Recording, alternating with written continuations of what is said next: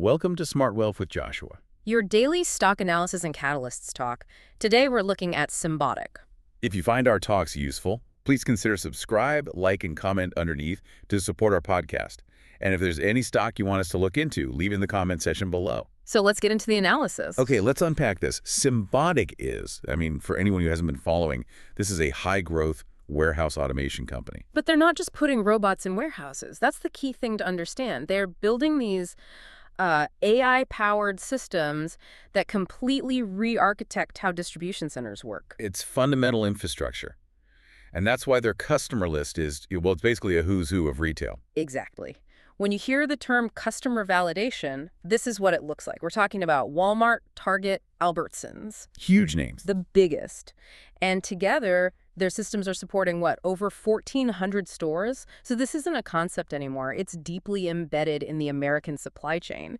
And that reality on the ground is showing up in the numbers in a big way. The financial acceleration it's pretty phenomenal. It is. Fiscal year 2024 revenue hit $1.822 billion. That's a 55% jump year over year. Wow. But here's the number I think is even more important.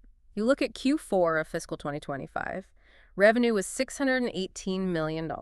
Okay. That's a 7% sequential increase, quarter over quarter. And why is that sequential growth such a powerful signal, especially for this kind of business? It shows they're executing cleanly. It means they're past the early stage hiccups. The manufacturing is running, the installations are getting smoother, and the demand is still there. So it's not just one big deal propping up the numbers for a year. Precisely. Oh. It signals to big investors that the execution risk is lower. They're consistently delivering on their backlog. Okay, so high revenue growth is great, but it usually comes at a cost, right? A huge cash burn, especially with all the R&D and heavy machinery. So we have to ask about profitability. That is the critical question, and the answer is, well, it's a bit nuanced. How's that? On an adjusted basis, the company is profitable.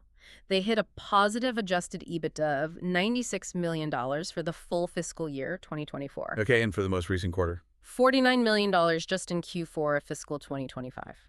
Can you just quickly break down adjusted EBITDA for us? Why is that the metric to watch here? Sure. It basically pulls out the non-cash expenses, things like stock-based compensation, and for a company like this, heavy depreciation on the equipment. So it shows the core cash-generating power of the business itself. Exactly. It tells you the underlying business model is sound.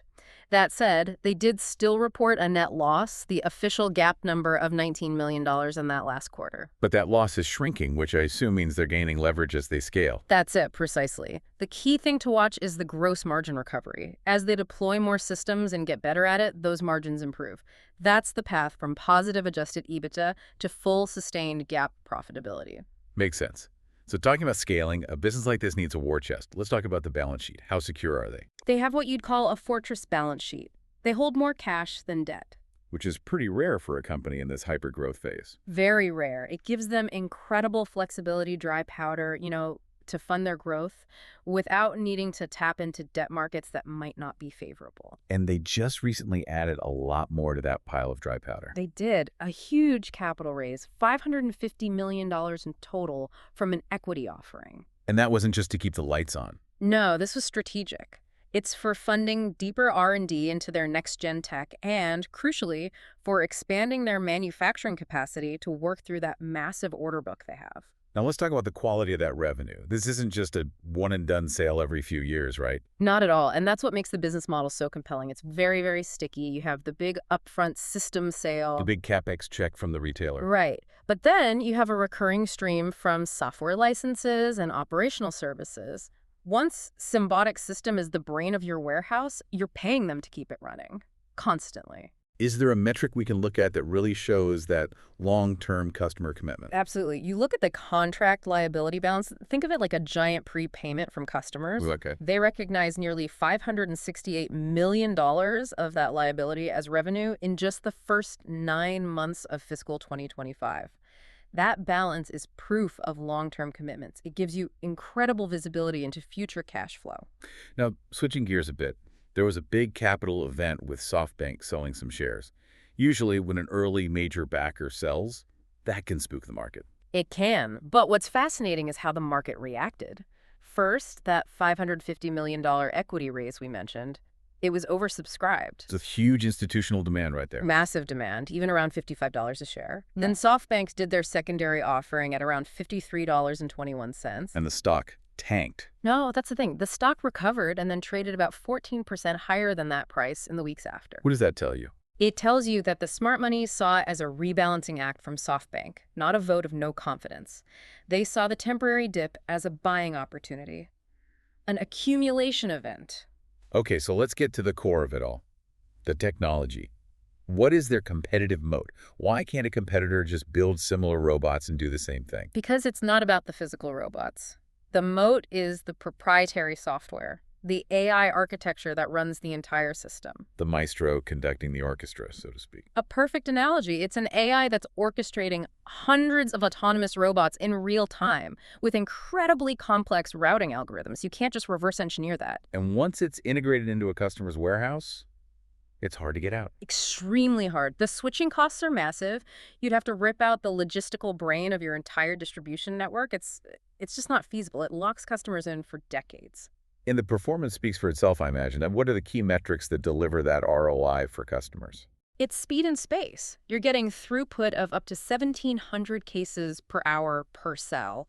And maybe even more importantly, you're getting a 30 to 60% reduction in the building footprint you need. So you're saving on real estate, on labor, and you're moving goods faster. It's a hugely compelling ROI. And you have to remember the founder's DNA here. Rick Cohen came from wholesale grocery. He lived these supply chain problems. So the solutions were built to solve real-world problems, not just theoretical ones. Exactly. It's not just a tech play. It's a logistics play built by a logistics expert. Okay, let's shift to some of the recent catalysts that are really pushing the story forward, especially the ones that address some of the old risks, like customer concentration. The biggest one, by far, is the Medline deal. Why is that one so important?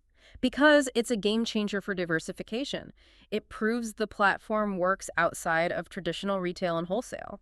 Moving into the healthcare sector is a critical step. It addresses that big concern that they were too reliant on just a few big retail customers. It directly addresses it. It expands their total addressable market and shows the tech can be applied to other huge, complex industries. They're broadening their base. And on the product side, there's a big launch coming up, the next-generation storage technology. Yes, that's scheduled for August 2025. This is expected to be a major inflection point. How so? It should drive higher margin deployments. The new systems will be more efficient, maybe faster to install, which will accelerate adoption and, crucially, boost gross margins. The execution on this rollout is a key metric for investors to watch. And finally, there was a regulatory cloud hanging over the stock for a while, an SEC investigation. There was, related to a 2024 restatement, and that definitely suppressed the valuation. But the huge news is that the SEC concluded its investigation in August 2025. And the outcome. No enforcement action was recommended. It's a clean bill of health. That removes a major overhang and lets investors get back to focusing on the fundamentals. Okay, so we've laid out a pretty compelling bull case. High growth, a tech moat, strong financials, risks being addressed. But let's be balanced. What's the bear case? What are the key risks to monitor? There are two major ones to keep very close eye on. First, customer concentration risk is still real. Even with the Medline deal. Even with Medline. It's a fantastic step, but the revenue base is still very heavily weighted towards a few key partners, especially Walmart. If one of them slows down their spending... It would have a material impact on the number. A material and immediate impact, yes. And the second risk? Execution risk. The market is pricing in a smooth, successful rollout of that next-gen technology. So if there are hiccups? If early deployments have reliability issues or don't hit their performance targets, that could seriously challenge the whole growth story and those margin expansion hopes. Flawless execution is basically priced in. And that ties back to the profitability question. They still need to get to consistent GAAP profitability. They absolutely do. That's the final hurdle to attract the broadest base of institutional investors. They have to prove that as they scale, the costs don't scale faster than the revenue. So putting it all together for someone listening, what's the right way to think about a time horizon for Symbotic? I think this is best framed as a multi-year hold, say 12 to 24 months. The full thesis, with diversification and consistent profitability, needs time to play out. But there are near-term things to watch. For sure. There are clear near-term catalysts to trade around, specifically Q1 2026 earnings.